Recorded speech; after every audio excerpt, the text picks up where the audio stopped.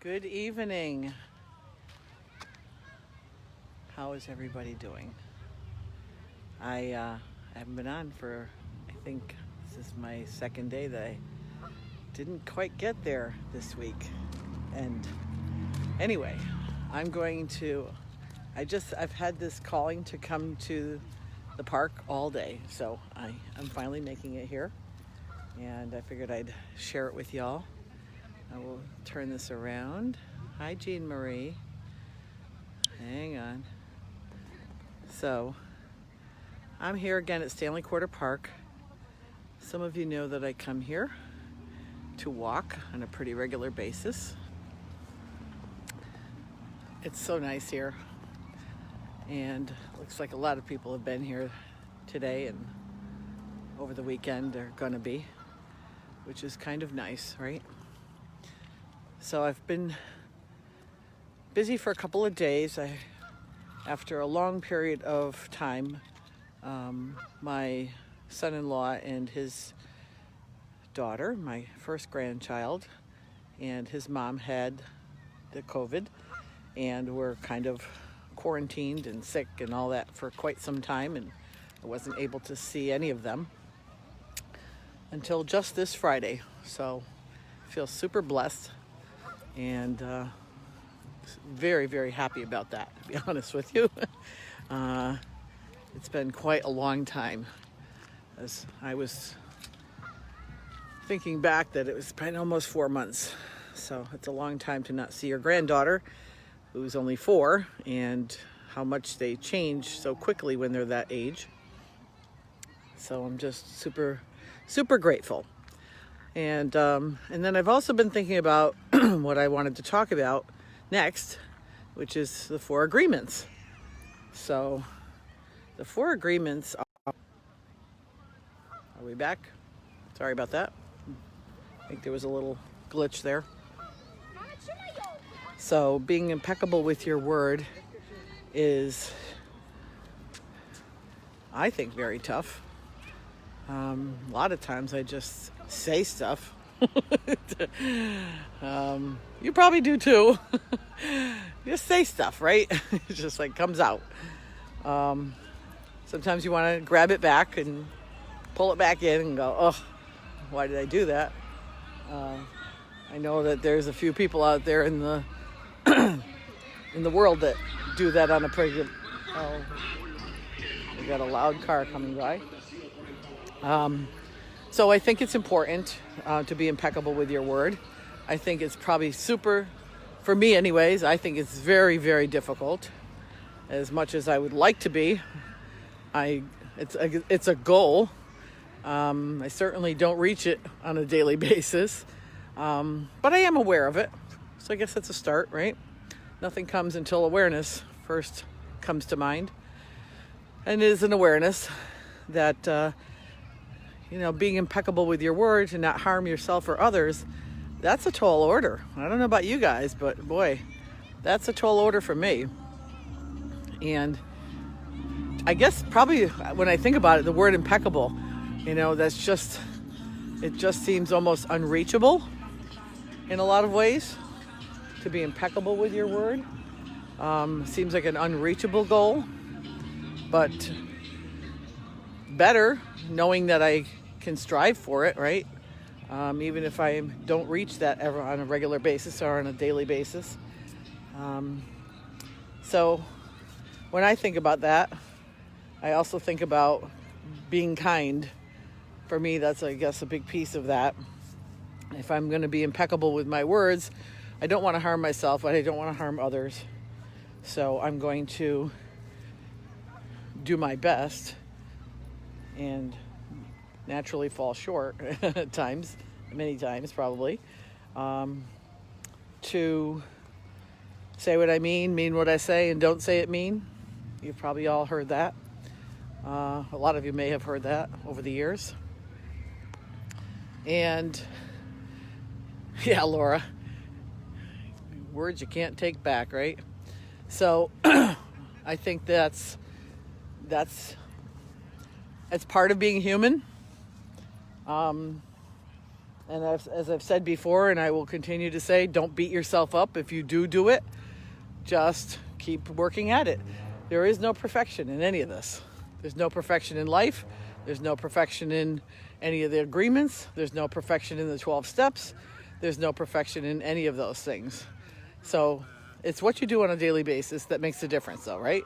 So on a daily basis, if you have the awareness or the willingness to at least look at some of these things and decide, hey, you know what?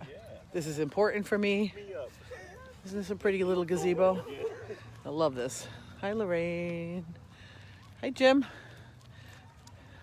So I think, the awareness being the very first piece of this is important. This is part of how it changes, is being aware of it first. And you know what? You're probably going to slip up like 10 times a day, but maybe the next day you'll slip up 8 times a day or less. So to me, it's always about progress, not perfection. And progress means I'm aware of it. I know that it happens. Sometimes I might need to apologize right away. No, I'm not in Newington. I'm over in New Britain, over at Stanley Quarter Park. This is Stanley Quarter Park here. Give you a little view. Not far from Newington, though.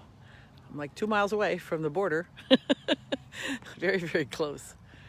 Look at that pretty tree. Now, when I first started walking here in the spring, there was nothing on any of these trees. And look at them now. They're just gorgeous. Just really, really pretty. So, in being aware of my actions and my words, and you know what? I think the other thing is not harming myself, too. Like, that's something that, we've talked about this before, and I've mentioned it a few times. Sometimes people's self-talk to themselves, to themselves, is so harsh. Like, why would you beat yourself up like that? And you're being so hard on yourself. So, cut it out, as I say. And you know what? That is something that can be from childhood, where somebody always said certain things to you. Matter of fact, I talked about this the other day. We had the show on Saturday morning, and one of the people who was on was Tiffany. She's a life coach, and one of the things that she talks about is how people have the trauma from growing up, things that people would have said, and that reverberates in your own mind, right? If somebody says something to you long enough, you start to believe it, even if it's not true, especially if you're a young child and those are your formative years. They say a lot of stuff happens between the ages of 1 and 5, well, newborn and 5. And if that's true, there's probably a lot of things that you have to kind of unlearn. But even later on, I've heard people say, they had teachers that called them stupid, and so they always thought they were, and they're not. They've had, like, growing up, I had heard that I was lazy.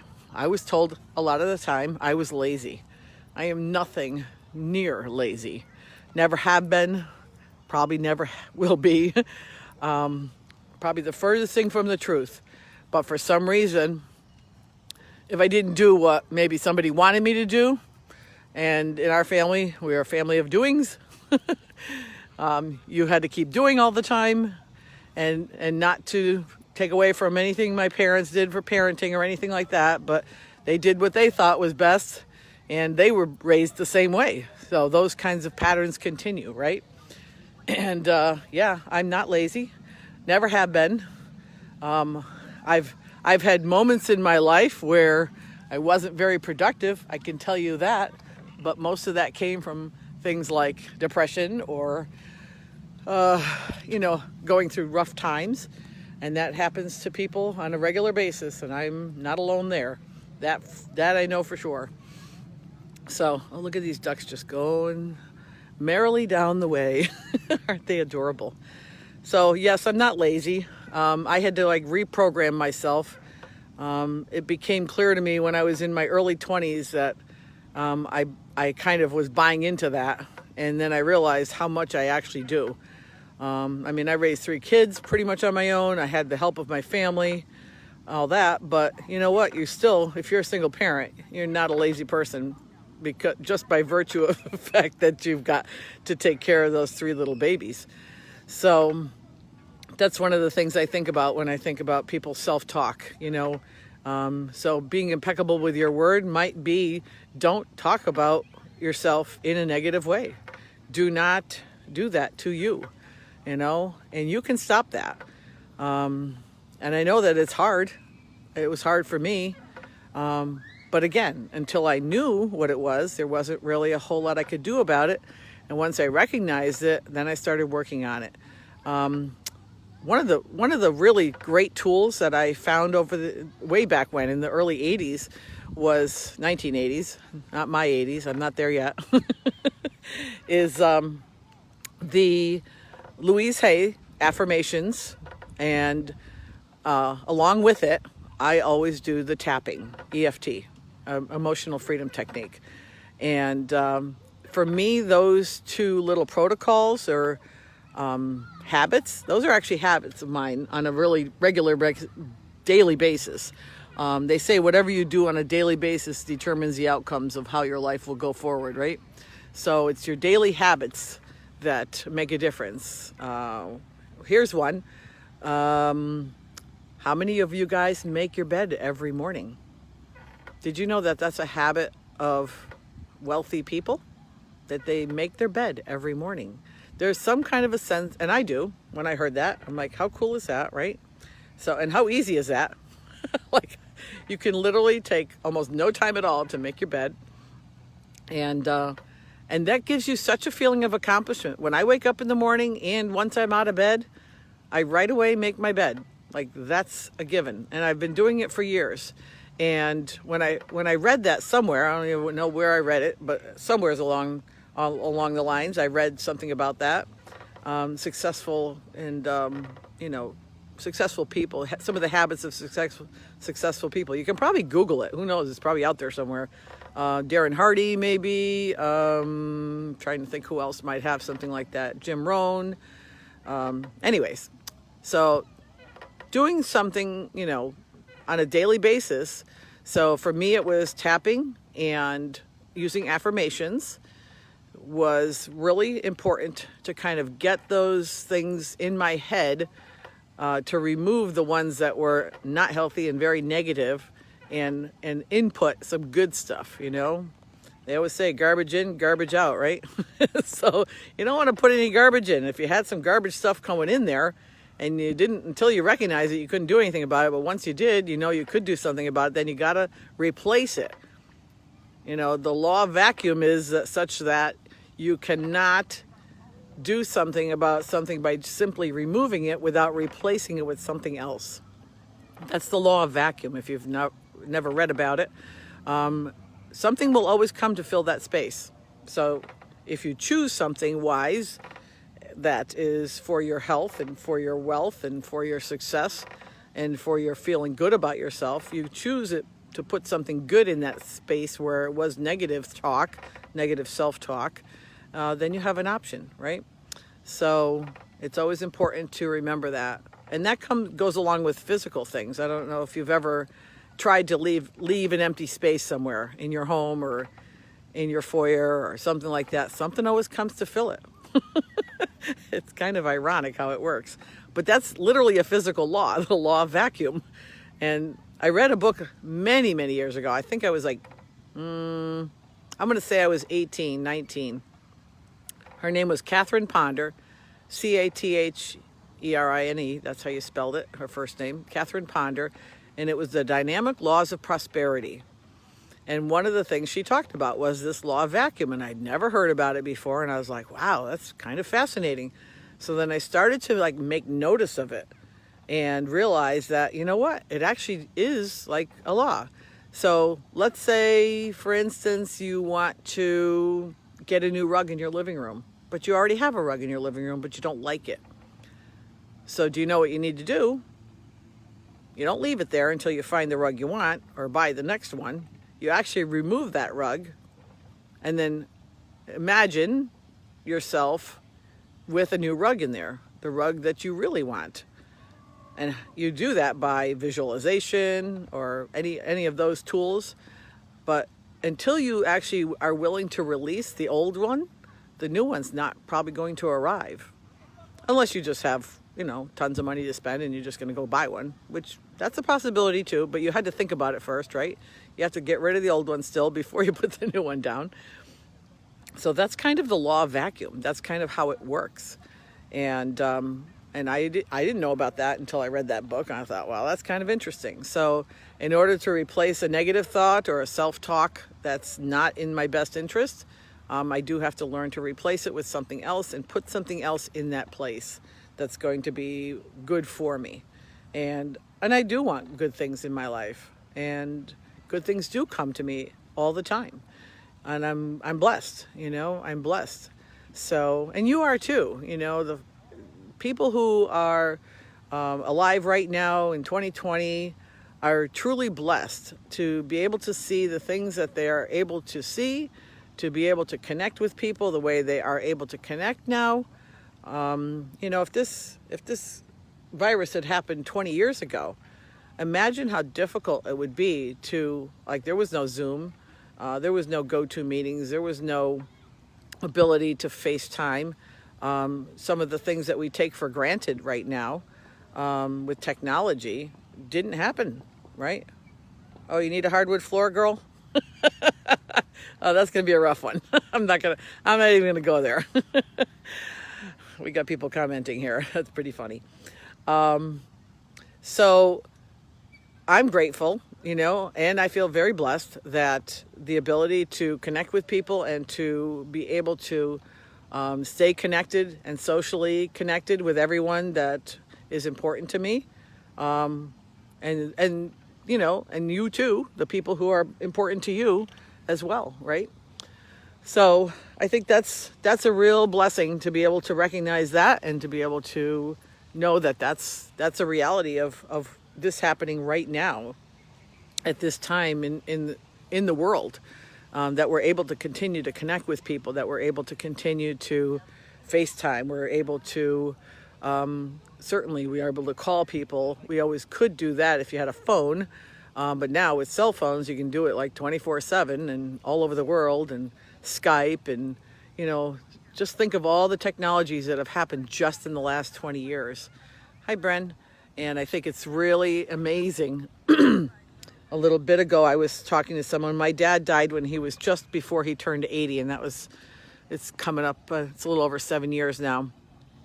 But I remember him and I talking one day, and him saying to me, just think of all the things that have happened just in the last 50, 60 years. Airplanes and phones and TV and just those kinds of things alone. I mean, some people have never lived without those things, but there's a lot of people still living that didn't start out living with any of those things. That's something that, we take it for granted nowadays for the most part. I do anyway. And, I'm just kind of blown away. A friend of mine were talking about the last 100 years. His grandmother's 101. 101. She just turned 101 in April. And I just think to myself, imagine the things that she has seen in her 100 years on the planet. And she's still around, And that was how my dad felt. He was just amazed. He learned to teach himself to do the computer when he was, I think, 65 or 66, something like that. And how amazing is that? First, he had to learn how to keyboard a little bit, Like back in my day, it was typing class in school with IBM Selectric back in Newington. But when you think about it, he learned how to type. It was a finger at a time most of the time, and he still pretty much did a lot of that even when he did get the computer. And then, we slowly taught him how to use a computer, and he was just amazed that he could write an email, press send, and it was there. Because this is a gentleman who wrote longhand, 2- and 3-page letters to his friends in Europe and family in other places. And I mean, when you think about that, how amazing is email? We take that for granted too now, right? It's just a very common thing. We think nothing of it. It doesn't cost anything except your internet service. And now with your phone, you can do it right from your phone. Before, you could only do it from a computer till phones became smart, quote unquote. And I just think it's amazing, you know, that all of these things are available to us. And so anyways, I do digress here. I just think it's important to be impeccable with your word, to not harm anyone, including yourself, and to kind of keep that in the forefront. I will come on at some point tomorrow. I don't know my timing again. I didn't expect to be on this late tonight, but that's just how it happened. So it's kind of how my life is, right? And I don't know if you guys can see that. Can you see that sliver of a moon? I always call that the hangnail of a moon. Way over there. It's in the middle of my screen right now. Kind of cool. Anyways, I will come on tomorrow with the second of the 4 agreements. And we'll give that a little shot at it and talk about that some more too. So I just hope you guys have a good evening. It is Memorial Weekend. I know people always say Happy Memorial Day. I do not. I don't think there's anything happy about all the people that died for our freedoms. So I just say, you know what? It's Memorial Weekend. It's a reverent time. Back in the day when this first started, there was a lot more reverence around it. It wasn't just a big sale, holiday, weekend off kind of a thing. And I think that's important to remember too. Like, our history is important. They always say if you don't know your history, you're doomed to repeat it, bad and good, right? So I think it's important that, you know, on Memorial Weekend, there's a willingness, I guess I'm going to say, to share, send love to those that have passed, you know, fighting for our country. And that's for all countries, not just this one, right? Although this is where we celebrate it. But people passed on both sides of the aisle, so to speak, all parts of the world and all parts, these crazy wars we still have. I don't know why we still have wars, but it is what it is. And Memorial Weekend is really about the reverence of paying homage to those that gave their all. That's what they did. They are no longer with us. And as much as some people think it's about, you know, saying yay to our troops, it isn't. It's really about a memorial, what the word memorial actually means, right? It's somebody who's gone. So I just like to say that too. I think it's important to recognize what that really means. And for me, not that I've had anybody in my family or even in my extended family that has served. We just happen to have not. But I think it's separate for people who are serving now or have served. Certainly there's plenty of recognition of the honor of those, but also that the ultimate sacrifice, which was their lives, is what this weekend is about. And actually just tomorrow, really, but you know, it's still like the whole long weekend type of deal. So just thought I'd share that as well. It's been on my mind since yesterday, and just want to say that as well. So I'm going to sign off with, the sun is always shining.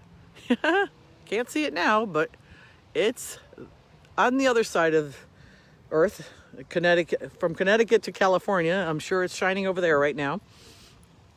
And it's always got your back, just like your higher power does. And hopefully you do for yourself. So I will talk to you guys tomorrow. And I hope you have a good night. Signing off for now. Love you. See you tomorrow. Bye-bye.